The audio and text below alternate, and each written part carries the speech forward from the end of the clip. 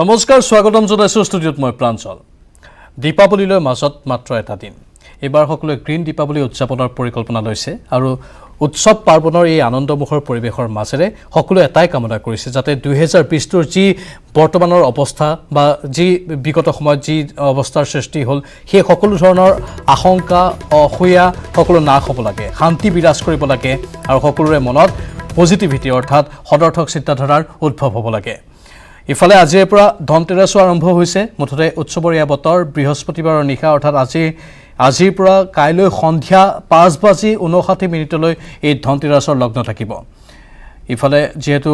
আমি কৈছোৱে আপোনালোকক যে জটিল সন্ধিক্ষণত সকলো আছে এক ভয়ংকৰ পৰিস্থিতিৰ পৰা সকলোৱে কিছু পৰিমাণে মুক্তি লাভ কৰিবলৈ সক্ষম হৈছে কোভিড-19 সমগ্ৰ বিশ্বজুৰি হাহাকাৰ লগালে তাৰ পাছত এই উৎসৱৰ বতৰ আহিছে আৰু এই ধনতেৰাছ বা দীপাৱলীৰ চাকিৰ পোহৰে যাতে চৌদিশ উজ্বলাই তোলে কাল অমানিশা যাতে আঁতৰাই দিয়ে সেই সকলোৱে ভগৱানৰ ওচৰত প্ৰাৰ্থনা কৰিছে আমি জনাইছোঁ বৃহস্পতিবাৰৰ পৰা অৰ্থাৎ আজিৰ পৰা কাইলৈ সন্ধিয়া 5:59 ধনতেৰাছৰ লগ্ন মাজত এদিন বাকী থকা অৱস্থাত চৌদিশে এতিয়া পোহৰৰ উৎসৱ দীপাৱলী আৰু কালী পূজাৰো প্ৰস্তুতি চলিছে ৰাজ্যৰ বিভিন্ন প্ৰান্তত উৎসৱমুখৰ পৰিৱেশে বিৰাজ কৰি আছে অৱশ্যে সকলোৱে সাৱধানতাসমূহ অৱলম্বন কৰি আছে চৰকাৰে ইতিমধ্যে কৈছে যে সাৱধানতা অৱলম্বন কৰক আৰু সাৱধানেৰে আপোনালোকে উৎসৱসমূহ উদযাপন কৰক গ্ৰীণ দীপাৱলীৰ প্ৰসংগটো আমি ধাৰাবাহিকভাৱে আপোনালোকক কৈ আছোঁ আৰু আহ্বানো জনাইছোঁ যাতে ফটকা আতচবাজীৰ বিপৰীতে কেৱল চাকি বা লাইটৰ পোহৰেৰে চৌদিশ উজ্বলাই আপোনালোকে এইবাৰ দীপাৱলী উদযাপন কৰক ফটকা আতচবাজীয়ে প্ৰদূষণৰ সৃষ্টি কৰে আৰু সেই প্ৰদূষণ আমাৰ সকলোৰে শৰীৰৰ বাবে অপকাৰী সেয়েহে প্ৰদূষণ নাশ কৰি প্ৰদূষণ মুক্ত দীপাৱলী উদযাপনৰ প্ৰয়াস কৰোৱা হওক এইবাৰ এই দীপান্বিতাৰ জৰিয়তে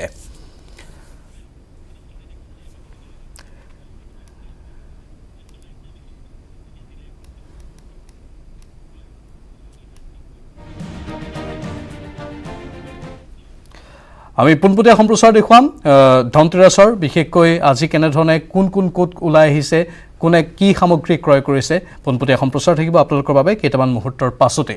এতিয়া আন এক গুৰুত্বপূৰ্ণ বিষয় আপোনালোকৰ বাবে লৈ আহিব বিচাৰিছোঁ তিনিচুকীয়াৰ সাংবাদিক পৰাগ ভূঞাক খুন্দিওৱা বাহনখন অৱশেষত জব্দ কৰা হ'ল জব্দকৃত গাড়ীখনৰ নম্বৰ হৈছে AS23BC7881 গাড়ীখনৰ মালিক নগাঁৱৰ সামগ্ৰীৰ এপে বাহনখনৰ চালক হেণ্ডিমেনক প্ৰায়ত্ব কৰা হৈছে আৰু জেৰা চলাই থকা হৈছে বাহনখনৰ চালক জেমছ মুঢ়া আৰু হেণ্ডিমেন বাবা বৰদলৈ এই গাড়ীখনৰ খুন্দাতেই মৃত্যু হ'ল সাংবাদিক পৰাগ ভূঞাৰ কাকপথাৰ প্ৰেছ ক্লাবে এই ঘটনাক গৰিহণা দিছে কাৰণ তেওঁলোকে সন্দেহ প্ৰকাশ কৰিছে যে এই সমগ্ৰ ঘটনাৰ আঁৰত ৰহস্যৰ গোন্ধ তেওঁলোকে পাইছে আৰু হত্যাকাণ্ড বুলি অভিহিত কৰিছে আৰু কাকপথাৰ প্ৰেছ ক্লাবৰ সভাপতি আছিল পৰাগ ভূঞা তিনিচুকীয়া জিলা সাংবাদিক সন্থাৰ উপসভাপতি আছিল পৰাগ ভূঞা এটা ব্যক্তিগত ছেটেলাইট চেনেলৰো সাংবাদিক পৰাগ ভূঞা কাকপথাৰস্থিত ভূঞাৰ ঘৰৰ সন্মুখতে সংঘটিত হৈছিল দুৰ্ঘটনাটো ইতিমধ্যে ৰাজ্যৰ মুখ্যমন্ত্ৰীয়ে এই সমগ্ৰ ঘটনাৰ তদন্তৰ নিৰ্দেশ দিছে উচ্চ পৰ্যায়ৰ তদন্ত হ'ব লাগে বুলি উল্লেখ কৰিছে তাৎক্ষণিকভাৱে তদন্ত হ'ব লাগে বুলি কোৱা হৈছে তাৰ পাছতেই সেই বাহনখনৰ চালকক লগতে বাহনখনৰ মালিকক কৰায়ত্ব কৰিছে আৰক্ষীয়ে কিন্তু বিভিন্ন ধৰণৰ প্ৰশ্ন উত্থাপন হৈছে যে সাংবাদিক টাৰ্গেট হৈ পৰিছে সাংবাদিকক লক্ষ্য কৰি লোৱা হৈছে আৰু ইয়াৰ পৰিকল্পিত হত্যাকাণ্ড বুলি বহুতে অভিহিত কৰিছে সন্দেহ প্ৰকাশ কৰিছে সকলোৱে সেয়েহে ইয়াৰ অতি উচ্চ পৰ্যায়ৰ তদন্ত লাগে বুলি দাবী কৰা হৈছে কাৰণ যিগৰাকী সাংবাদিক মৃত্যুমুখত পৰিল তেওঁ কিছুদিন পূৰ্বে এটা বিয়াগুম কেলেংকাৰীৰ তথ্য সম্প্ৰচাৰ কৰিছিল বাতৰি সংগ্ৰহ কৰিছিল আৰু ৰাজনৈতিক দলৰ নেতাৰ বিৰুদ্ধে তেনেধৰণৰ বাতৰি সংগ্ৰহ কৰাৰ বাবেই তেওঁ হত্যাৰ বলি হ'ল বুলিও একাংশ লোকে সন্দেহ প্ৰকাশ কৰিছে আমি দৃষ্টি নিবদ্ধ ৰাখিছোঁ এই ঘটনাৰ ওপৰত সাংবাদিকৰ হত্যা বা সাংবাদিকৰ নিৰাপত্তাক লৈ বহুকেইটা প্ৰশ্ন এতিয়া উঠিবলৈ ধৰিছে সমগ্ৰ দেশজুৰি এই প্ৰশ্নসমূহ উত্থাপন হৈ আছে আৰু এইবাৰ অসমৰ সাংবাদিক টাৰ্গেট হৈছে আৰু সেয়েহে এতিয়া সকলোৱে একেমুখে কৈছে যে পুংখানুপুংখ ৰূপত অতি সূক্ষ্ম ৰূপত এই সমগ্ৰ ঘটনাৰ তদন্ত হ'ব লাগে নহ'লে সাংবাদিকৰ নিৰাপত্তা নাথাকিব এগৰাকী জ্যেষ্ঠ সাংবাদিক পৰাগ ভূঞা তেখেতৰ মৃত্যুত আমি সকলো মৰ্মাহত হৈছোঁ তেখেতৰ বিদেহী আত্মাৰ সদ্গতিৰ বাবে ঈশ্বৰৰ ওচৰত প্ৰাৰ্থনা জনাইছিলোঁ আৰু শোকসন্তপ্ত পৰিয়ালবৰ্গলৈ আমি সমবেদনা জ্ঞাপন কৰিছোঁ লগতে তেখেতৰ মৃত্যুৰ গোটেই বিষয়টো তদন্ত চলাবৰ বাবে মই ইতিমধ্যে ডিজিপিক নিৰ্দেশ দিছোঁ যাতে নিৰপেক্ষ তদন্ত হয় আৰু এই গোটেই বিষয়টো জনসাধাৰণৰ সন্মুখত সুস্পষ্টভাৱে দাঙি ধৰাৰ মানসিকতাৰে আমি ডিজিপিক অতি শীঘ্ৰে তদন্তৰ কাম আৰম্ভ কৰিবলৈ মই নিৰ্দেশ দিছোঁ। অপাৰেশ্যন মালাকান্তৰ অধীনত আলফা স্বাধীনৰ উপসেনাধ্যক্ষ দৃষ্টি ৰাজখোৱা ওৰফে মনোজ ৰাভাই আত্মসমৰ্পণ কৰে। 4 সতীৰ্থসহ আত্মসমৰ্পণ আলফা স্বাধীনৰ উপ মুখ্য সেনাধ্যক্ষ দৃষ্টি ৰাজখোৱাসহ 4 সতীৰ্থক ৰঙিয়াৰ ৰেড হৰ্ণ ডিভিজনলৈ আজি স্থানান্তৰ কৰা হয়। ৰেড হৰ্ণ ডিভিজনত অসম আৰক্ষীৰ বিশেষ শাখাৰ IGP হীৰেন নাথৰ ইউনিফাইড কমাণ্ডৰ যৌথ সংবাদমেল সম্বোধন কৰা হয়। উত্তৰ পূবত শান্তি স্থাপনত সুবিধা হ'ব বুলি মন্তব্য কৰে হীৰেন নাথে। বিগত এসপ্তাহ ধৰি যোগাযোগ কৰি আছিল দৃষ্টি ৰাজখোৱাই। আন উগ্ৰপন্থী নেতাক আলোচনালৈ আহিবলৈ আহ্বান জনাইছে হীৰেন নাথে। সেনাৰ জিম্মাত আলফা স্বাধীনৰ দুৰ্ধৰ্ষ নেতা এতিয়া দৃষ্টি ৰাজখোৱা। তেওঁ বহু মাৰণাস্ত্ৰ ইতিমধ্যে গতাই দিছে এই আত্মসমৰ্পণৰ সময়ছোৱাত। লগতে দৃষ্টি ৰাজখোৱাৰ লগতে একেলগে আত্মসমৰ্পণ কৰে ইয়াছিন আলী, ৰূপজ্যোতি ৰাভা, বাবুল ৰাভা আৰু ৰাহুল হাজৰিকাই। মেঘালয় বাংলাদেশ সীমান্তৰ আত্মসমৰ্পণ কৰে ৰাজখোৱাই। ভাৰতীয় সেনাৰ চোৰাংচোৱাৰ হাতত আত্মসমৰ্পণ কৰে। দৃষ্টি ৰাজখোৱাৰ পত্নী সম্প্ৰতি দুৰাৰোগ্য ৰোগত আক্ৰান্ত হৈ আছে। 2 সন্তানসহ দৃষ্টিৰ পত্নী আছে বাংলাদেশত। ইফালে 2খন বাহনত গৈ থকা অৱস্থাত আলফা কেডাৰকেইজনক আটক কৰা বুলি জনায় মেঘালয় আৰক্ষীয়ে। কিন্তু দৃষ্টি ৰাজখোৱাৰ আত্মসমৰ্পণ আলফা স্বাধীনৰ বাবে এক মুখ্যম আঘাত বুলিও বহুতে ক'ব বিচাৰিছে। আৰু এতিয়া দৃষ্টিহীন হৈ পৰিল আলফা, যাৰ বাবে আলফাৰ বহু ক্ষতি হ'ব বুলিও বিভিন্নজনে শংকা প্ৰকাশ কৰিছে বা সন্দেহ প্ৰকাশ কৰিছে। দৃষ্টি ৰাজখোৱা একান্ত ব্যক্তিগত কাৰণতেই আত্মসমৰ্পণ কৰা বুলি ইতিমধ্যেই আলফা স্বাধীনৰ মুখ্য সেনাধ্যক্ষ পৰেশ বৰুৱাই স্পষ্টীকৰণ দিছে। আৰু দৃষ্টি ৰাজখোৱাৰ আলফা ত্যাগে আলফাত কোনো ধৰণৰ প্ৰভাৱ পেলাব নোৱাৰে বুলিও তেওঁ মত প্ৰকাশ কৰিছে।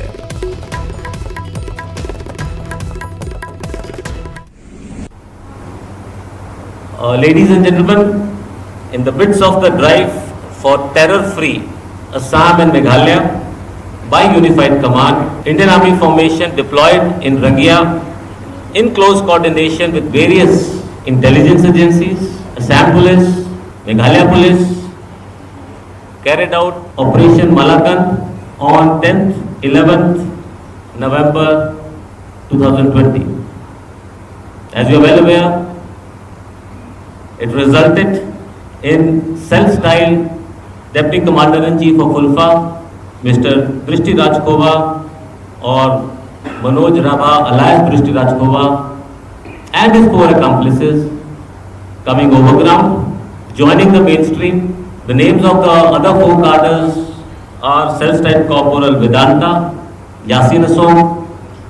Rupjyoti Asom and Mithun Asom. দৃষ্টি ৰাজখোৱা 1988 চনত আলফা জইন কৰিছিলে। তেখেত চেল্ফ ষ্টাইল ডেপুটি CNC আছিলে। বহুদিন ধৰি আইন শৃংখলাৰ কাৰণে ভাৱবিস্বৰূপ হৈ আছিলে। আৰু এইটো আমাৰ কাৰণে ভাল খবৰ যে তেখেতে শান্তিৰ পক্ষলৈ আহিছে, আত্মসমৰ্পণ কৰিছে। আৰু এই আত্মসমৰ্পণে অসম তথা উত্তৰ পূৰ্বাঞ্চলত হিংসা দূৰ কৰাত, হিংসাৰ পৰিৱেশ আঁতৰোৱাত আৰু শান্তি আনয়নতে বিশেষ ভূমিকা থাকিব বুলি আমি আশা কৰিছোঁ। মাননীয় মুখ্যমন্ত্ৰী ডাঙৰীয়াই সদায় এটা কথা কয়, সন্ত্ৰাসমুক্ত অসম। মই ভাবোঁ যে আজিৰ এই পদক্ষেপে অসমক সন্ত্ৰাসমুক্ত কৰাৰ ক্ষেত্ৰত আমাক বহু দূৰ আগুৱাই নিয়াত সহায় কৰিব। ৰংজুলিৰ বেলপাৰা গাঁৱৰ পৰা ম্যানমাৰৰ ঘন জংঘললৈ এক দীঘলীয়া সংগ্ৰামৰ অন্তত আত্মসমৰ্পণ কৰিলে আলফা স্বাধীনৰ উপ মুখ্য সেনাধ্যক্ষ দৃষ্টি ৰাজখোৱাই। কিন্তু ৰংজুলিৰ মনোজ ৰাভা কেনেদৰে সলনি হৈছিল আলফা স্বাধীনৰ দৃষ্টি ৰাজখোৱা।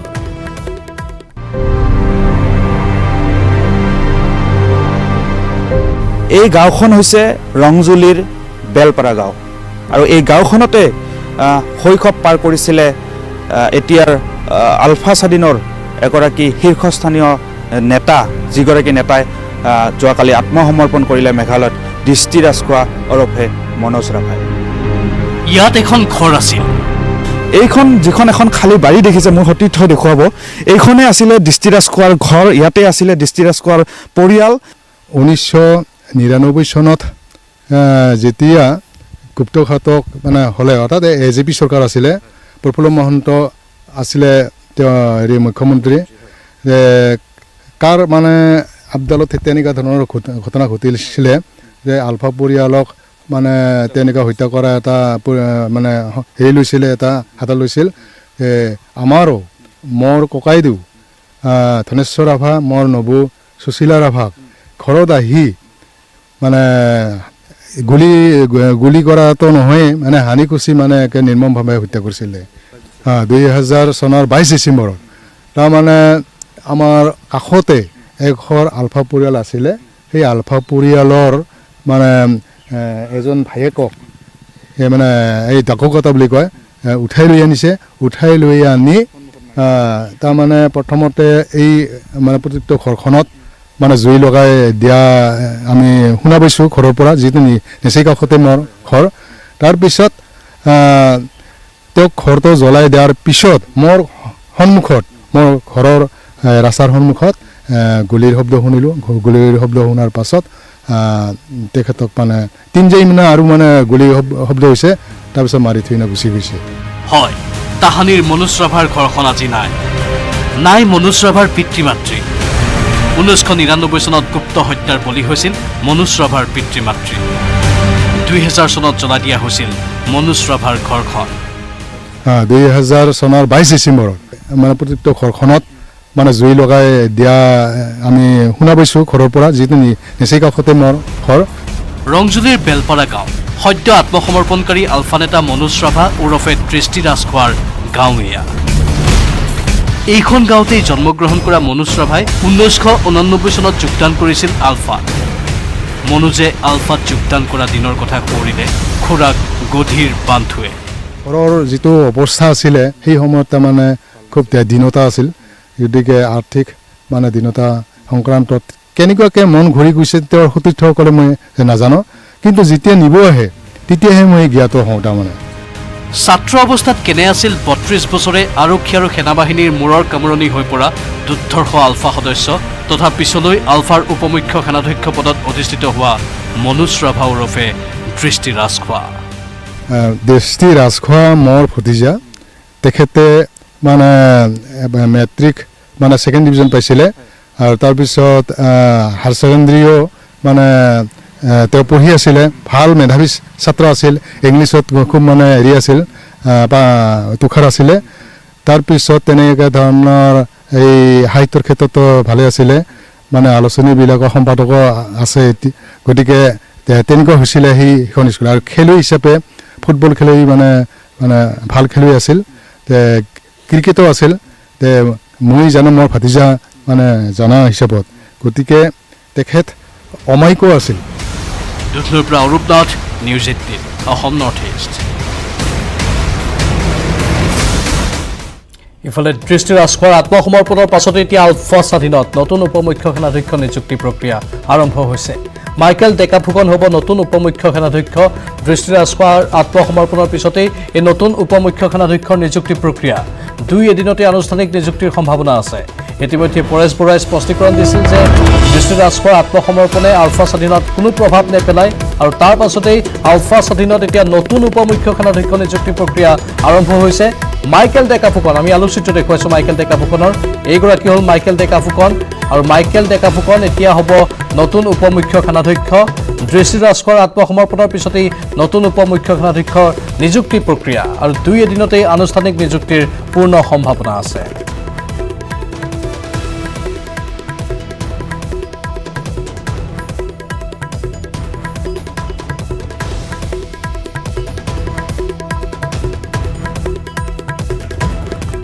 পুনৰ স্বাগতম আৰু এতিয়া সময় হৈছে ধনতেৰাছৰ পোনপটীয়া সম্প্ৰচাৰৰ যেহেতু আজিৰ পৰা আৰম্ভ হৈছে ধনতেৰাছ আৰু কাইলৈ সন্ধিয়ালৈকে থাকিব আৰু সকলোৰে মাজত উৎসাহ উদ্দীপনা বৃদ্ধি পাইছে কাৰণ এয়া হ'ল উৎসৱৰ বতৰ এই উৎসৱৰ বতৰৰ জৰিয়তে সকলোৱে মাত্ৰ ভগৱানৰ ওচৰত প্ৰাৰ্থনা কৰিছে যাতে যি অপয়া অপ্ৰীতি আছে সেয়া নাশ হওক আৰু সমগ্ৰ বিশ্ব পোহৰেৰে জাতিষ্কাৰ হৈ পৰক পোনপটীয়া সম্প্ৰচাৰলৈ যাব বিচাৰিছোঁ আমাৰ সতীৰ্থ তমাছৰ কাষলৈ ডিব্ৰুগড়ত আছে তেওঁ তমাছ ধনতেৰাছ উপলক্ষে কেনে পৰিৱেশ তাত দেখা গৈছে লগতে দীপাৱলীৰ আগতীয়া শুভেচ্ছা জনাইছোঁ আপোনাক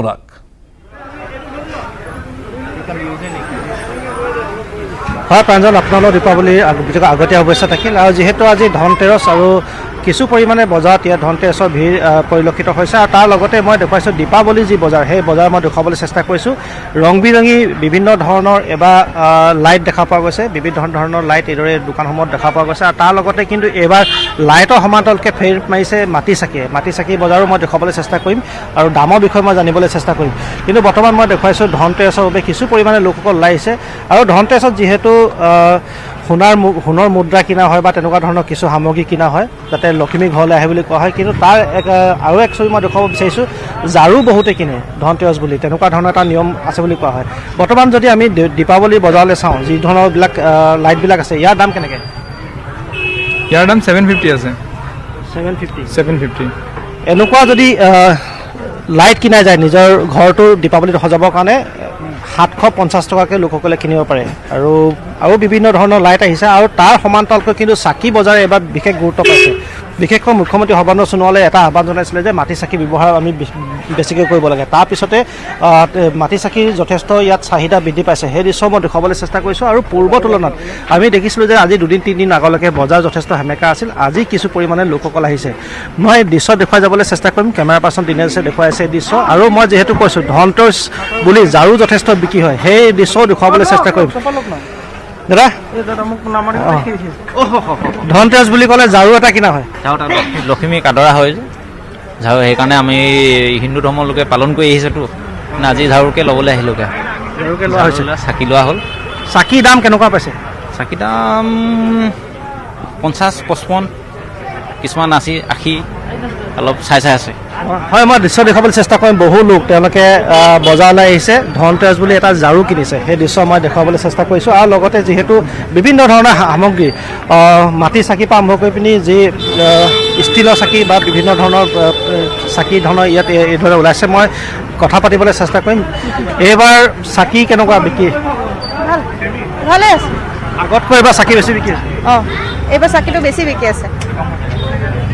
হয় পূৰ্বৰ তুলনাত এইবাৰ চাকি যথেষ্ট বিক্ৰী হৈছে বুলি ইতিমধ্যে উল্লেখ কৰিছে আৰু মই ইতিমধ্যে কৈছোঁ ৰং বিৰঙী বিভিন্ন ধৰণৰ যিহেতু লাইট আহিছে আলোকসজ্জা আহিছে তাৰ মাজতে কিন্তু চাকি এইদৰে যি মাটি চাকি থলুৱা মাটি চাকিয়ে কিন্তু গুৰুত্ব যথেষ্ট পাইছে সেয়া এটা ভাল লক্ষণ আৰু মই আৰু কথা পাতিবলৈ চেষ্টা কৰোঁ বিভিন্ন ধৰণৰ দীপাৱলী সামগ্ৰী বৰ্তমান উপলব্ধ হৈ পৰিছে মই দেখুৱাইছোঁ যে এইদৰে ঝাৰু আদি লোকসকলে ক্ৰয় কৰিছে ধনতেৰছ বুলি আৰু মই আৰু কথা পাতিবলৈ চেষ্টা কৰিম নিশ্চয় টমাছ বহুজন আছে আপুনি কথা পাতিবলৈ তেওঁলোকৰ সৈতে চেষ্টা কৰি থাকক আৰু আমি তেওঁলোকৰ ভাষ্য সংগ্ৰহ কৰিম কিন্তু মাত্ৰ কেইটামান মুহূৰ্ত আপুনি অপেক্ষা কৰিব লাগিব কাৰণ আমি বিভিন্ন প্ৰান্তৰ পৰা যেহেতু পোনপটীয়া সম্প্ৰচাৰৰ ব্যৱস্থা কৰিছোঁ এইবাৰ গুৱাহাটীৰ পৰাও আমাৰ সৈতে আমাৰ সতীৰ্থ ঋত্বিক লাইভত আছে ঋত্বিকৰ কাষলৈ যাব বিচাৰিছোঁ ধনতেৰছ উপলক্ষে ঋত্বিক বৰ্তমান ক'ত আছে আপুনি কেনে পৰিৱেশ দেখুৱাব তাৰ প্ৰাঞ্জল মই বৰ্তমান GS ৰোডত উপস্থিত আছোঁ GS ৰোডৰ এখন বিশেষ গহনাৰ বিপণী আৰু য'ত দেখিবলৈ পাইছে এতিয়া বহু লোক ইয়াত সমাগম ইয়াত হৈছে আৰু যিহেতু কোভিডৰ কথা আছিল কোভিডৰ সময়ছোৱাত বহু লোক ওলাই যাব পৰা নাছিল দুৰ্গা পূজাৰ ক্ষেত্ৰতো বহু নিষেধাজ্ঞা আছিল আৰু বিশেষকৈ এতিয়াও বহু নিষেধাজ্ঞা আছে আৰু দেখিবলৈ পাইছে পৰিৱেশ ইয়াৰ এই যি গহনা বিপণীত আছে বহু লোক আহিছে কোভিডৰ মাজত হ'লেও তেওঁলোকে যাতে সুখ সমৃদ্ধি আহে আৰু তেওঁলোকে যি ধনতেৰছৰ নামত সোণ হওক বা অন্যান্য যি অলংকাৰ সেই অলংকাৰ তেওঁলোকে ল'ব পাৰে তাৰ কাৰণে তেওঁলোকে ইয়াত আহিছে আৰু ইয়াত গ্ৰাহকো আছে হেৰি আপোনালোকে ইয়াত বজাৰ কৰিব আহিছে কেনেকুৱা ধৰণৰ গোটেই মই ইয়াৰে জানিছোঁ আপোনালোকৰ আজি গ্ৰাহকৰ সংখ্যা কিমান যিহেতু কোভিডো আছিল আৰু আন ধৰণৰ অসুবিধাও আছে যিহেতু এইবাৰ ধনতেৰছ 2 দিন পৰিছে আজি দিনটো আৰু কালিৰ দিনটো আছে তো আজি টাইমিংটো আছিলে 8:30 পৰা অহাকালি আপোনাৰ 6:30 আছে কাষ্টমাৰ অলপ ডিভাইড হৈছে এই বছৰ আগতকৈ ব্যৱসায়ী আগতকৈ বিজনেছটো কম হৈছে নেকি এতিয়াতো মানে এই বছৰ মানে কিউকি প্ৰত্যেকবাৰেই কি হয় ওৱান ডে বিয়ে থাকে কিন্তু ধনতেৰছ এইবাৰ 2টা দিন ডিভাইড হোৱাৰ কাৰণে তো মানুহ ভাগ কৰি লৈছে এতিয়া একচুৱেলি বিয়েটো কালি গম পোৱা যাব আজি ৰেছপন্সটো কেনেকুৱা নৰ্মেল হিচাপত আমি ভালেই ৰেছপন্স পাই আছোঁ কাষ্টমাৰ ভালেই আছে আৰু কোভিড প্ৰট'কলৰ কাৰণে আপোনালোকে কেনেকুৱা কোভিড প্ৰট'কলৰ কাৰণে আপুনি বাহিৰত আমি চেনিটাইজাৰ আৰু মাস্ক এইবিলাক চব ইউজ কৰি আছোঁ ভিতৰতো চবেই আমি চিল প্ৰডাক্ট যিটো ইউজ কৰি আছোঁ যাতে মানে ইউজ কৰাৰ কাৰণে আৰু কিছুমান আমি কাউণ্টাৰো এক্সটেনশ্যন কৰি দিছোঁ যাতে অলপ গেদাৰিংটো কম হয় ধন্যবাদ ইয়াত আছিল যি ব্যৱসায়িক প্ৰতিষ্ঠান সেই প্ৰতিষ্ঠানৰ ইয়াত লোক আৰু ইয়াত দেখিবলৈ পাইছে গ্ৰাহক আৰু তেওঁলোকে যিসমূহ কৰ্মচাৰী সেই আছে কৰ্মচাৰীৰ ক্ষেত্ৰতো তেওঁলোকে সুৰক্ষাৰ ব্যৱস্থা কৰা হৈছে তেওঁলোকক ফেচ চিল দিয়া হৈছে যাতে কোনো ধৰণৰ গ্ৰাহকেই হওক বা ইয়াত যিসমূহ কৰ্মচাৰী আছে তেওঁলোকে কোনো ধৰণৰ অসুবিধা নাপায় বা তেওঁলোকে ইয়াত নাপায় এনেধৰণে এতিয়া দীঘলীয়া শাৰী ইয়াত দেখিবলৈ পোৱা গৈছে আৰু ইতিমধ্যে যিসকল লোক আছে তেওঁলোকে এটা কথা কৈছে যে দুদিন এবাৰ পৰিছে আৰু যাৰ কাৰণে হয়তো আজিও কিছু সংখ্যকে আজি তেওঁলোকে সামগ্ৰী ক্ৰয় কৰিব আ অলংকাৰ ক্ৰয় কৰিব আৰু হয়তো কাইলৈও বহু লোকে ইয়াত আ অলংকাৰ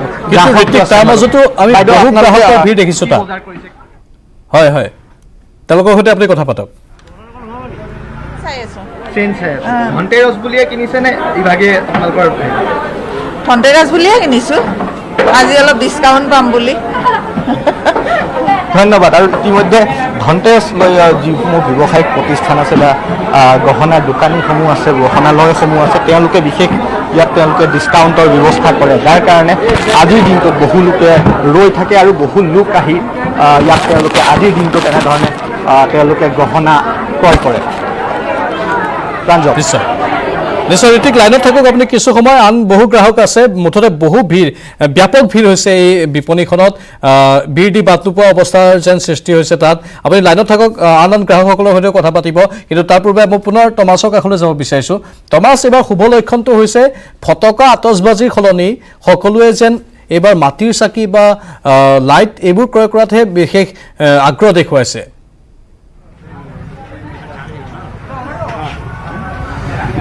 নিশ্চয় আপুনি ঠিকেই কৈছে এবাৰ মাটিৰ চাকিৰ চাহিদা যিহেতু যথেষ্ট বৃদ্ধি পাইছে বা আমি দেখুৱাইছোঁ যে পূজা সামগ্ৰী য'ত বিকি আছে তাত যথেষ্ট লোকৰ এতিয়া বৰ্তমান ভিৰ দেখা পোৱা গৈছে তাৰ তুলনাত কিন্তু য'ত ফটকা আতচবাজী বিকিছে তাত কিন্তু ভিৰ যথেষ্ট ভিৰ কম তাত গ্ৰাহকৰ সংখ্যা যথেষ্ট কম কিন্তু তাৰ পৰিৱৰ্তে আমি দেখিছোঁ যিহেতু এদিনৰ পিছতে কালী পূজা আছে আজি ধনতেৰছৰ পূজা আছে গতিকে পূজাৰ সামগ্ৰী বিকা দোকানত কিন্তু যথেষ্ট ভিৰ পৰিলক্ষিত হৈছে আৰু সকলোতকৈ ভাল খবৰটো হৈছে যে মাটিৰ চাকিৰ চাহিদা এইবাৰ পূৰ্বৰ তুলনাত যথেষ্ট বৃদ্ধি পাইছে সেয়া এটা ভাল লক্ষণ আমি কথা পাতিবলৈ পুনৰ চেষ্টা কৰিম যিহেতু মাটিৰ চাকি থলুৱা উদ্যোগ তাৰ যথেষ্ট চাহিদা বিক্ৰী হৈছে আৰু বিভিন্ন প্ৰকাৰৰ চাকি মই দেখুৱাবলৈ চেষ্টা কৰিছোঁ দীপাৱলী বুলি অকল সাধাৰণ চাকি নহয় বিভিন্ন ধৰণৰ বিভিন্ন প্ৰকাৰৰ এইদৰে এতিয়া বিশেষ চাকি বিভিন্ন ৰঙৰ বিশেষ চাকি মই আমি দেখিছোঁ বজাৰত উপলব্ধ কৰিছে তাৰ লগতে কেইবামুখীয়া এইদৰে ৰং বিৰং চাকি এইদৰে পৰিলক্ষিত হৈছে যিয়ে আচলতে বজাৰ দখল কৰিবলৈ সক্ষম হৈছে সেয়া এক প্ৰকাৰে ভাল লক্ষণ মই দেখুৱাবলৈ চেষ্টা কৰিম গ্ৰাহকে এতিয়াও ইয়াত বৰ্তমান চাকি ক্ৰয় কৰি আছে আৰু বিভিন্ন ৰঙৰ বিভিন্ন ধৰণৰ এইদৰে এতিয়া চাকি বিশেষ চাকি কথা পাতিবলৈ চেষ্টা কৰিম বাইদেউ এইবাৰ শুনক এইবাৰ বজাৰ কেনেকুৱা চাকি বজাৰ ভাল গৈছে আগতকৈ এইবাৰ বিক্ৰী ভাল চাকি ভাল আৰু আজি ধনতেৰছ হিচাপে চাকি বিক্ৰী বেছি আছে বেছি আছে হয় যিহেতু চাকি বজাৰ ইতিমধ্যে এইবাৰ যথেষ্ট ভাল বুলি কৈছে চাকি বিক্ৰী যথেষ্ট ভাল বুলি কৈছে আৰু বজাৰ দখল কৰিছে কেতবোৰ বিশেষ চাকিয়ে মই দৃশ্য দেখুৱাবলৈ চেষ্টা কৰিছোঁ যিসকল দৰ্শকে ঘৰত বহি বৰ্তমান চাই আছে তেওঁলোকে বজাৰত আহি ক্ৰয় কৰিব পাৰে ডিব্ৰুগড় মই মূল বজাৰত বৰ্তমান উপস্থিত আছোঁ বিভিন্ন ধৰণৰ আকৰ্ষণীয় চাকিয়ে এইবাৰ কিন্তু বজাৰ দখল কৰিবলৈ সক্ষম হৈছে সেয়া এটা ভাল লক্ষণ আৰু গ্ৰাহকৰ যথেষ্ট ভিৰ এই বজাৰত পৰিলক্ষিত হৈছে মই যদি দেখুৱাবলৈ চেষ্টা কৰোঁ কেমেৰা পাৰ্চন দিনেশে দেখুৱাব যিমান দূৰলৈকে চোৱা যায় তাত কিন্তু পূজাৰ সামগ্ৰী ক্ৰয় কৰিবলৈ চাকি ক্ৰয় কৰিবলৈ এইদৰে এতিয়া লোকসকলে ইয়াত লোকসকল অহা দেখা পোৱা গৈছে তাত আৰু কথা পাতিবলৈ চেষ্টা কৰিম বাইদেউ চাকি কিনিছে এবাৰ ফটকা সলনি চাকি মানুহে বেছি কিনা দেখা পোৱা গৈছে ভাল হৈছে সেইটো ঠিকে আছে তেতিয়া আমাৰ অসমৰ যিখিনি ক্ষুদ্ৰ সেই মৃৎ শিল্পৰ লগত জড়িত মানে শিল্পীসকল আছে মানে তেখেতসকলৰ ভাল হ'ব অৰ্থনৈতিকভাৱে তেখেতসকলে স্বাৱলম্বী হ'ব মই আৰু চাকি দেখুৱাবলৈ চেষ্টা কৰিছোঁ প্ৰাঞ্জল কিছুমান বিশেষ ঠগাজাতীয় চাকি এয়া যি চাকিয়ে আচলতে বহুতকে আকৰ্ষণ কৰিবলৈ সক্ষম হৈছে আৰু এইদৰে এতিয়া বিশেষ চাকিয়ে বজাৰ দখল কৰিবলৈ সক্ষম হৈছে আৰু ধনতেৰছ উপলক্ষে যথেষ্ট বজাৰত বৰ্তমান সময়ত আমি ভিৰ দেখিছোঁ আৰু ফটকাৰ সলনি এইবাৰ কিন্তু চাকি বজাৰে যথেষ্ট লোকক আকৰ্ষণ কৰিবলৈ সক্ষম হৈছে সেয়া এক প্ৰকাৰে ভাল লক্ষণ মই আৰু দৃশ্য দেখুৱাবলৈ চেষ্টা কৰিম প্ৰাঞ্জল আৰু এইদৰে এতিয়া বজাৰত যথেষ্ট ভিৰ দেখা পোৱা গৈছে ধনতেৰছ উপলক্ষে যিহেতু আগন্তুক দীপাৱলী তাৰ উপলক্ষে এতিয়া যথেষ্ট লোক আহিছে আৰু চাকিয়ে এবাৰ মাটি চাকিয়ে যথেষ্ট চাহিদা পাইছে প্ৰাঞ্জল হয় সুন্দৰ টমাছ আমি দেখিবলৈ পাইছোঁ মাটিৰ চাকিৰ চাহিদা বৃদ্ধি হৈছে সেইটো এটা শুভ লক্ষণ আমি বাৰে বাৰে অনুৰোধ জনাই আছোঁ সকলোকে যাতে এইবাৰ গ্ৰীণ দীপাৱলী সকলোৱে উদযাপন কৰে ফটকা আতচবাজিৰ বিপৰীতে কেৱল পোহৰেৰে জাতিষ্কাৰ কৰি তোলে চৌদিশ আৰু এই যি পৰিস্থিতি কোভিড-19ৰ সেই পৰিস্থিতি নাশ হৈ পৃথিৱীলৈ ধৰালৈ শান্তি যাতে উভতি আহে সকলোৰে জীৱনলৈ যাতে আনন্দ উভতি আহে সেয়া আমি কামনা কৰিছোঁ আকৌ এবাৰ মই ঋত্বিকৰ কাষলৈ যাব বিচাৰিছোঁ ঋত্বিক যিটো আমি কামনা কৰিছোঁ প্ৰাৰ্থনা কৰিছোঁ তাত উপস্থিত থকা আপুনি যিখন বিপণীত বৰ্তমান উপস্থিত আছে তাত থকা গ্ৰাহকসকলে হয়তো একেটাই কামনা কৰিছে একেটাই তেওঁলোকৰ মনৰ ভাৱ তেওঁলোকৰ মনৰ পৰা আমি সেইখিনি কথা জানিব বিচাৰিছোঁ কি ক'ব তেওঁলোকে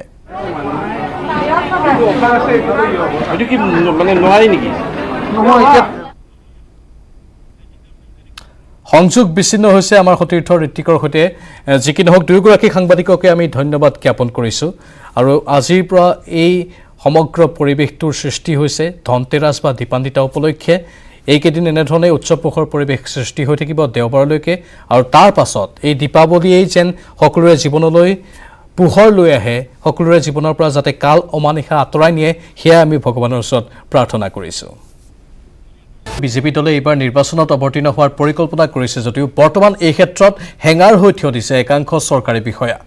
যোৰহাটৰ গড়কাপ্তানি বিভাগৰ অভিযন্তা নগৰ পানী যোগান প্ৰকল্পসমূহৰ শীৰ্ষ নেতৃত্বকে ধৰি বহুকেইটা বিভাগৰ বিষয়াসকলৰ বিৰুদ্ধে মুখ্যমন্ত্ৰী আৰু বিত্তমন্ত্ৰীলৈ পত্ৰ লিখিছে যোৰহাটৰ বিজেপিৰ জিলা সভাপতিগৰাকীয়ে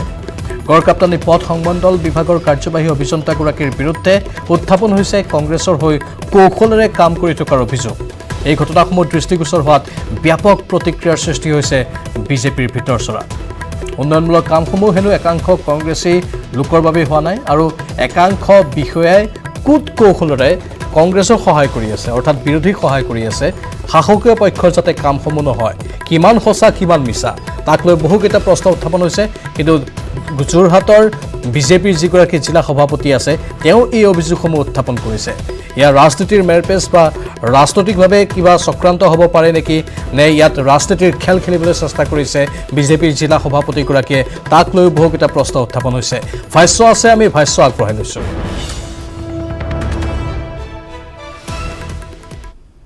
যিমান উন্নয়নৰ পুঁজি দি আছে যেনেধৰণে কৰিব লাগিছিল তেনেধৰণে কৰা নাই তেওঁলোকে মানে এনেকুৱা এটা হৈছে যেন চৰকাৰৰ এটা বদনাম আনিবৰ কাৰণে তেওঁলোকে এটা পৰিকল্পনা হৈছে মানে যিমানখিনি বিষয়া কৰ্মচাৰী আছে যে চৰকাৰৰ যাতে এইটো এটা মানে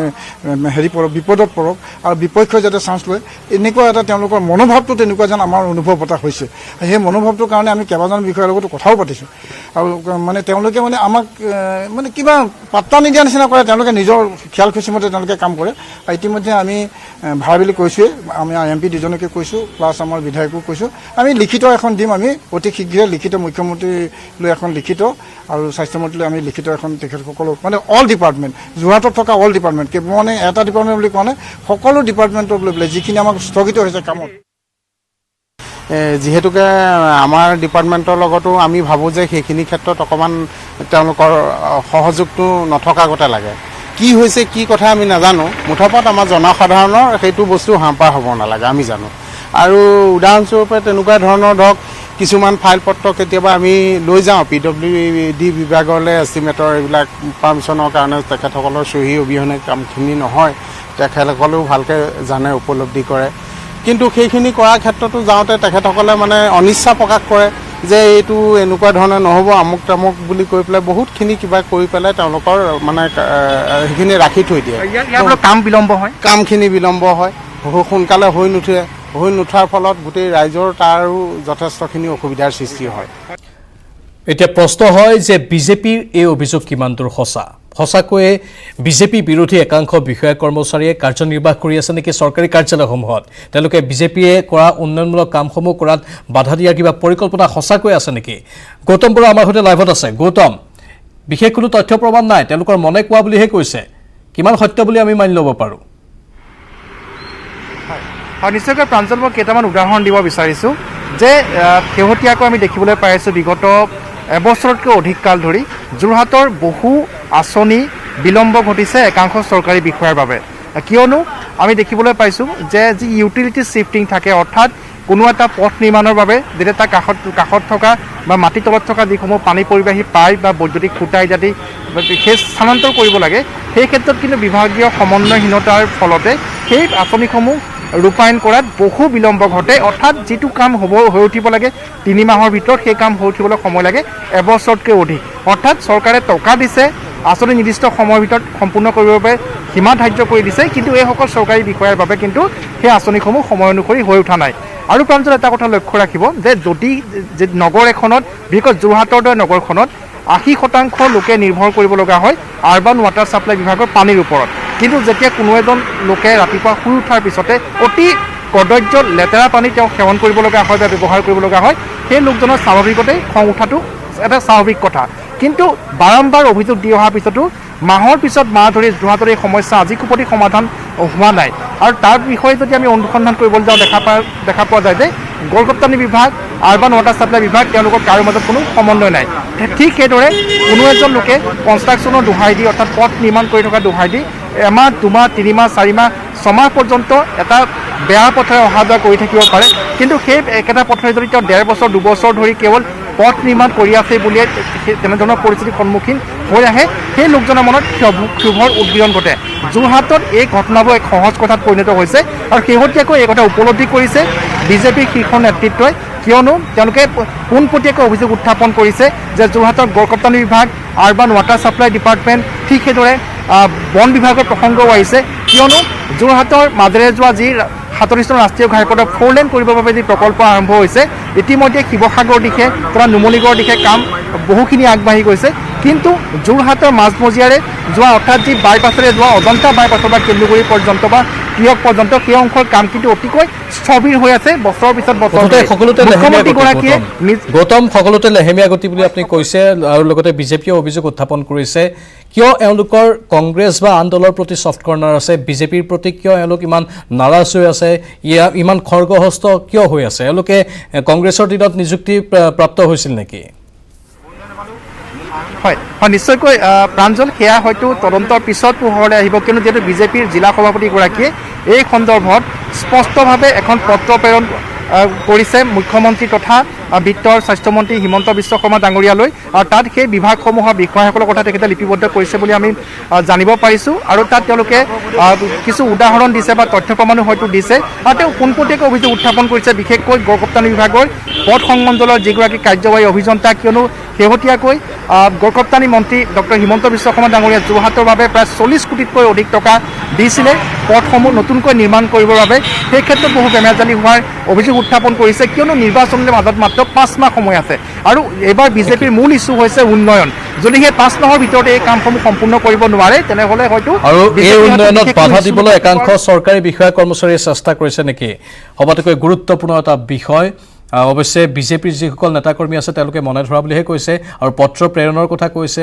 যুক্তিযুক্ত যিখিনি তথ্য প্ৰমাণ তেওঁলোকে যদি দাঙি ধৰিব পাৰে তেনেহ'লে ইয়াৰ সঠিক তদন্ত হ'ব আৰু সঠিক তদন্ত হোৱাটো প্ৰয়োজন কাৰণ উন্নয়নমূলক কাম কাজত কোনো লোকে বাধা দি থকাটো কেতিয়াও সহ্য কৰিব নোৱাৰি ৰাইজৰ কাম প্ৰথম হ'ব লাগে তাৰ পাছত ৰাজনীতি বা আন প্ৰসংগসমূহ আহিব লাগে ধন্যবাদ জনাইছোঁ গৌতম এইখিনি তথ্যৰ বাবে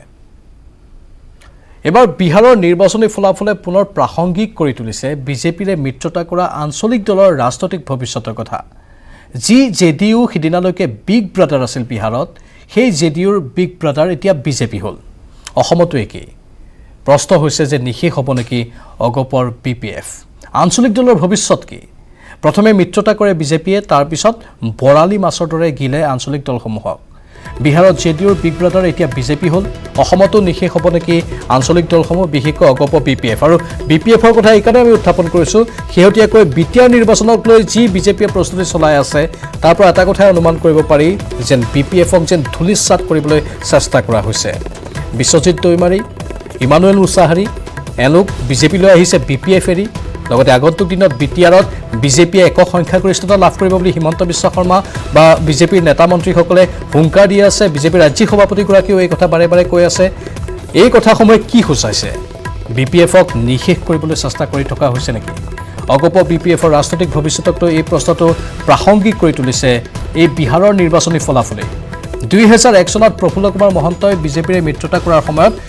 অসমত অস্তিত্ব নাছিল বিজেপিৰ আৰু বৰ্তমান বিজেপি অবিহনে গতি নাই আঞ্চলিক দল অসম গণ পৰিষদৰ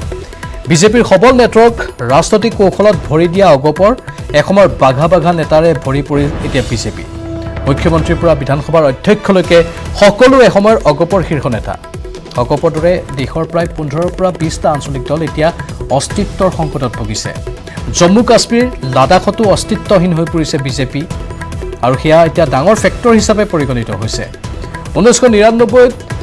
29 জন সাংসদ থকা কিংমেকাৰ তেলেগু দেশম পাৰ্টি অস্তিত্বৰ সংকটত হৰিয়ানাত INLD অস্তিত্বৰ সংকটত ঝাৰখণ্ড মুক্তি মৰ্চাও বিজেপিৰ গ্ৰাসত ছিকিম ডেমক্ৰেটিক ফ্ৰণ্টো লগতে বিজেপিৰ গ্ৰাসত পৰিছে NPFও অগপ BPFকো বিজেপিয়ে সম্পূৰ্ণৰূপে গ্ৰাস কৰিছে BPFৰ শীৰ্ষ নেতা সাংসদ বিশ্বজিৎ দৈমাৰী বিধায়ক ইমানুৱেল মুছাহাৰীৰ বিজেপি গমন তথা BTRত বিজেপিৰ ৰণদংকাই BPFৰ ৰাজনৈতিক ভৱিষ্যতলৈ আনিছে এতিয়া প্ৰশ্নবোধক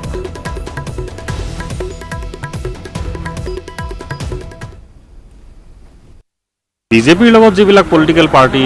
এলায়েন্স কৰে তেওঁলোকে সেই এলায়েন্স কৰি কান্ধত ভৰ দি সোমাই লৈ গ্ৰাস কৰিলে আমাৰ এজিবিৰ অৱস্থাটো চালেই হ'ল 2001ত আপোনাৰ এজিবিৰ লগত এলায়েন্স কৰিছিলে তেতিয়া বিজেপিৰ কোনো অস্তিত্ব নাই 15 বছৰৰ পিছত এতিয়া AGB junior partner BJP senior partner এতিয়া এজিবি বিজেপিৰ প্ৰতি মুখাপেক্ষী হৈ আছে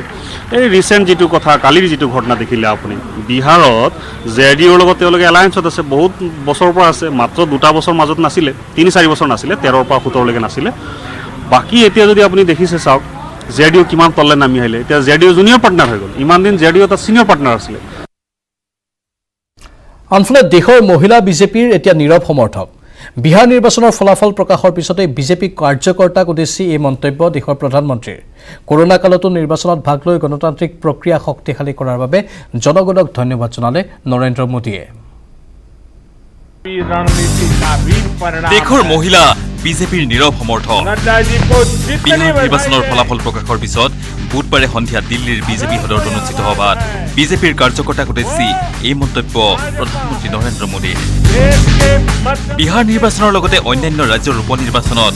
বিজেপিক সমৰ্থন কৰাৰ বাবে নহয় কৰোনা কালত নিৰ্বাচনত ভাগ লৈ গণতান্ত্ৰিক প্ৰক্ৰিয়া শক্তিশালী কৰাৰ বাবে জনতাক ধন্যবাদ জনালে প্ৰধানমন্ত্ৰী মোদীয়ে लोकतंत्र के इस महान पर्व को हम सभी ने मिलकर बहुत उत्साह से मनाया है चुनाव भले ही कुछ सीटों पर हुआ हो कुछ क्षेत्रों में हुआ हो लेकिन कल सुबह से लेकर देर रात तक पूरे देश की नजरें टीवी पर थी मैं पूरे देश को बधाई देता हूं कोटि कोटि देशवासियों का धन्यवाद करता हूं প্ৰধানমন্ত্ৰীগৰাকীয়ে ক'লে পূৰ্বৰ বিহাৰৰ নিৰ্বাচনৰ সৈতে বিগত নিৰ্বাচনৰ পাৰ্থক্যৰ কথা कुछ चीजें तो हम देश में भूल गए हैं आपको पता होगा पहले जब चुनाव होते तो दूसरे दिन क्या खबर आती थी हेडलाइन इतने बूथ लूट लिए गए इतने बूथ में रीपोलिंग होगा आज हेडलाइन होती है पहले से इतना परसेंटेज पोलिंग बढ़ा पुरुषों से महिलाओं का पोलिंग बढ़ा पोलिंग बूथ से व्यवस्थाओं से लोग यानी पुरानी चीजें बिहार में चुनाव मतलब इतने लोग मारे गए इतने बूथ यही खबरें रहती थी एक भी पोलिंग बूथ में रीपोलिंग न होना शांतिपूर्ण मतदान होना और कोरोना के कारण मतदान कम होगा ये सारी आशंकाओं को जहां जहां चुनाव हुआ लोगों ने निरस्त कर दिया यही तो देश की ताकत है একেখন সভাতে কৰোনাৰ সংকটকালত অনুষ্ঠিত নিৰ্বাচনত পশ্চিমবংগত বিজেপি কৰ্মকৰ্তাৰ ওপৰত চলি থকা উৎপীড়ন আৰু হত্যাকাণ্ডক লৈ মুখৰ হৈ পৰিল প্ৰধানমন্ত্ৰী মোদী ক'লে বিজেপি দলৰ কৰ্মকৰ্তাক মাৰিলেই হাৰি যাব বিৰোধীক মই সতৰ্কতা জাৰি কৰাৰ প্ৰয়োজন নাই কাৰণ মই জানো জনতাই বিৰোধীক উত্তৰ দিব মৃত্যুৰে কোনো জয়ী হ'ব নোৱাৰে news desk news 18 north east চাৰিওফালে হৈছে সভ্যতাৰ আক্ৰমণ পাকিস্তান জিন্দাবাদ মিয়া প্ৰসংগক লৈ বিৰোধীক তোলাধুনা দিলে মন্ত্ৰী হিমন্ত বিশ্ব শৰ্মাই ভাৰতত পাকিস্তান জিন্দাবাদ চলিয়ে আহিছে। ৰাজনীতিৰ কথা ক'লেই মন্ত্ৰী হিমন্তৰ মুখত এতিয়া উচ্চাৰিত হয় মিয়াৰ নাম। মিয়া কবিতা মানে কি? প্ৰথম অৱস্থাত এই শ্বেৰমান আলীয়ে মোলৈকে হোৱাটছআপ পঠায় মিয়া কবিতা। এনেতো মোৰ খুব ভাল, কিছুমানৰ একদম আমি নদীৰ আমি পানী বৰ ধুনীয়া একদম মানে আবেগ ঢালি কবিতা লিখে, ভাল লাগে। মই ভাবিলো ইয়াৰ মিয়াটো কবিতা কেইটাতো অসমীয়া। এখেতসকলে ভাবিলে যে আমি মোৰ অৰিজিনেল মিয়া অসমটোহে পিছত আহিলে অসমীয়া, তাৰমানে এওঁলোকে মিয়াটোহে অৰিজিন বুলি ভাবা। কবিতাবোৰ অসমীয়া, দুই এটা বেলেগ বেলেগ শব্দ লগাই দিছে, দি আমাৰ ভাষাটো অপভ্ৰংশ কৰাত লাগি গৈছে। বুধবাৰে কলাক্ষেত্ৰত অনুষ্ঠিত হোৱা বিজেপিৰ সদস্য ভৰ্তি কাৰ্যসূচীত অংশ লৈ মন্ত্ৰী হিমন্তই আকৌ এবাৰ ক'লে চাৰিওফালৰ পৰা সভ্যতাৰ আক্ৰমণ হৈছে, অসমক মিয়াৰ পৰা বচাব লাগিব। It is a conflict of culture, conflict of civilization. আপোনাৰ তেওঁলোকৰ যদি সাহস আছে কি ক'ব লাগিছিল যে অহাবাৰ হিমন্ত বিশ্ব শৰ্মাই জালুকবাৰীখন দখল কৰি বা তেওঁ ঘৰুৱা যি কয়, যদি if it is a fight for political space, তেওঁ কালি বদৰুদ্দিন আজমলে কি ক'লেহেঁতেন যে মই দিছপুৰ দখল কৰিম। তেওঁ কৈছে যে অহাবাৰ মই দিছপুৰ দখল কৰিম আৰু দখল কৰি কলাক্ষেত্ৰত মই মিটিং পাতিম। তাৰমানে লক্ষ্যটো ক'ত? মানুহে জোনবেৰি বিভিন্ন ধৰণৰ যিবিলাক সংস্কৃতিৰ লগত জড়িত, কোনোবাই পিন্ধা এই ধৰণৰ ওপৰৰ কোটটো ৰাখিম, জেকেটটো ৰাখিম থাকে, কিন্তু লুঙিটো তাকো নীলা বুলি কৈ লৈছে, এইটো কিবা কথা হ'ব পাৰে নেকি? নুনমাটিৰ পৰা Ajay Barman, news 18 Assam north east. কাৰাগাৰৰ পৰা জামিনত মুকলি হৈ মহাৰাষ্ট্ৰ চৰকাৰৰ বিৰুদ্ধে গৰজি উঠিল অৰ্ণৱ গোস্বামী। মুকলি আকাশৰ তলত ভাৰত মাতা কী জয় ধ্বনি দি উচ্চতম ন্যায়ালয়ক কৃতজ্ঞতা জনালে অৰ্ণৱে। লগতে ঘোষণা কৰিলে আন্তঃৰাষ্ট্ৰীয় আৰু আঞ্চলিক ভাষাতো সংবাদ চেনেল খোলাৰ। সাংবাদিক অৰ্ণৱ গোস্বামীক গ্ৰেপ্তাৰৰ পাছতে দেশজুৰি সৃষ্টি হৈছিল তীব্ৰ প্ৰতিক্ৰিয়া। সৰ্বত্ৰ উত্থাপন হৈছিল অৰ্ণৱ গোস্বামীৰ মুকলিৰ দাবী। আৰু অৱশেষত সৰ্বোচ্চ ন্যায়ালয়ৰ হস্তক্ষেপত জেলৰ পৰা মুকলি হ'ল অৰ্ণৱ গোস্বামী। জেলৰ পৰা ওলোৱাৰ পিছতে সাংবাদিক অৰ্ণৱ গোস্বামীক উষ্ম আদৰণি জনোৱা হয়। তালৌজা জেলৰ বাহিৰত আতচবাজি ফুটাই ৰংগোলী আঁকি অৰ্ণৱক আদৰণি জনালে সমৰ্থকে।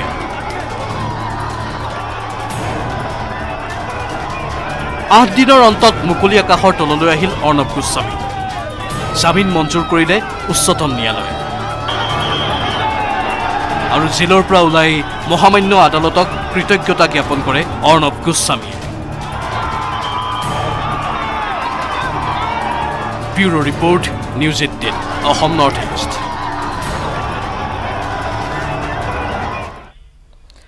ব্ৰহ্মপুত্ৰ বৰাকৰ খনন নহ'ল। খনন নোহোৱাৰ বাবে নিৰ্ধাৰিত অনুষ্ঠানত বাংলাদেশৰ পৰা কৰিমগঞ্জলৈ আহিব নোৱাৰিলে ডাঙৰ মালবাহী জাহাজ। অথলে গ'ল নমামী ব্ৰহ্মপুত্ৰ আৰু নমামী বৰাকৰ আৰম্ভৰ অনুষ্ঠান। ইণ্ডো বাংলা পানীপথৰে দুয়ো দেশৰ বাণিজ্য আৰম্ভণিৰ অনুষ্ঠানত ডাঙৰ জাহাজৰ পৰিৱৰ্তে আহিল সৰু ফেৰী। বাতিল হ'ল প্ৰধানমন্ত্ৰীৰ ভাৰ্চুৱেল অনুষ্ঠান।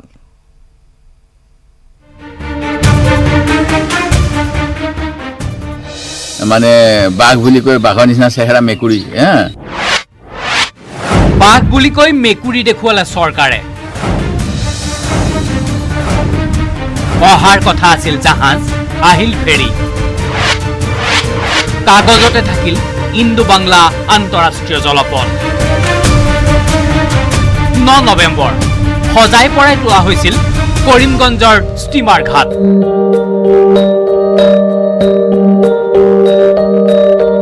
কাৰণ পূৰ্বৰ ভাৰত বাংলাদেশৰ মাজত হোৱা চুক্তি অনুসৰি ইণ্ডো বাংলা আন্তঃৰাষ্ট্ৰীয় জলপথৰ পাইলট প্ৰজেক্ট হিচাপে 9 নৱেম্বৰত বাংলাদেশৰ আশুগঞ্জৰ পৰা দুখন বিশাল জাহাজে সেই দেশৰ এটা কোম্পানীৰ চিমেণ্ট লৈ কৰিমগঞ্জৰ ষ্টিমাৰ ঘাট আহি পোৱাৰ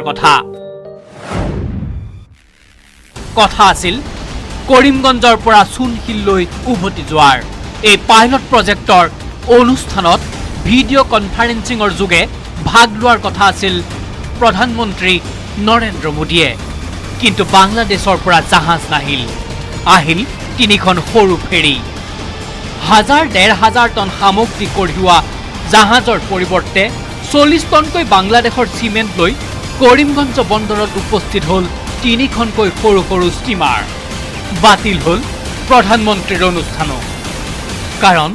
গভীৰতা হ্ৰাস পালে কুচিয়াৰা নদীৰ কিন্তু আন্তঃৰাষ্ট্ৰীয় জলপথ নিৰ্ধাৰণ নকৰে বাৰিষা খৰালিয়ে এইটো হ'ল এটা নেশ্যনেল ৱাটাৰৱে নেশ্যনেল ৱাটাৰৱে হ'লে ইয়াতে আমি যেনেকৈ নেশ্যনেল হাইৱে বুলি ক'লে এটা জোখ মাখ ডাঙৰ হয় আৰু গাঁৱৰ ৰাস্তাটো সৰু হয় ঠিক তেনেকৈ নেশ্যনেল ৱাটাৰৱেত অল ৱেডাৰ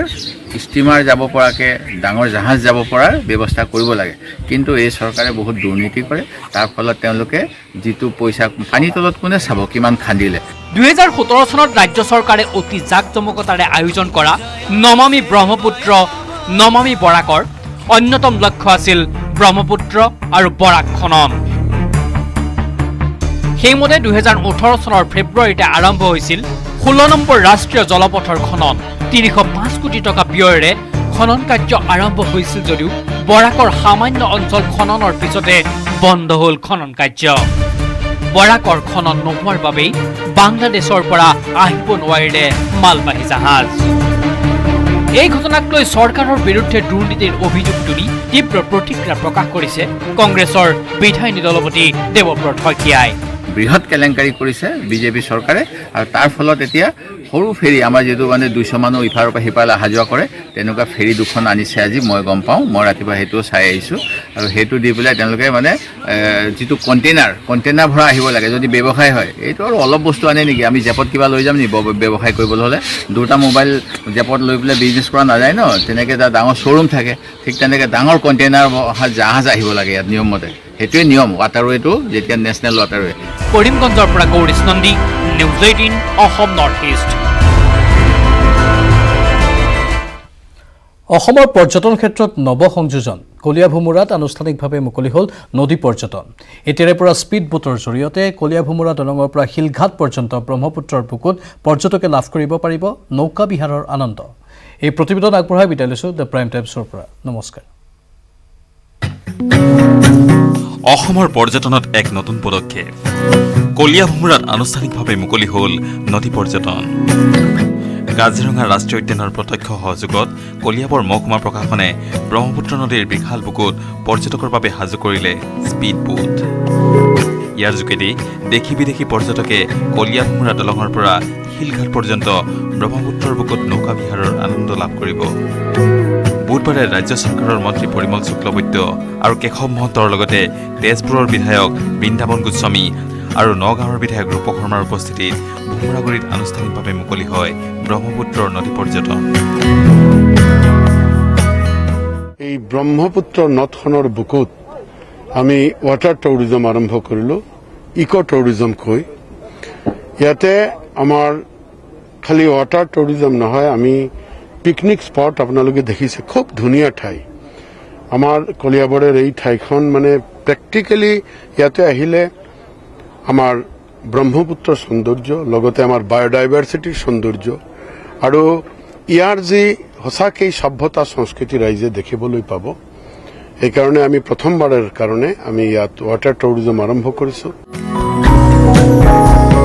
কলিয়াবৰৰ পৰা Dibakar Das news 18 Assam north east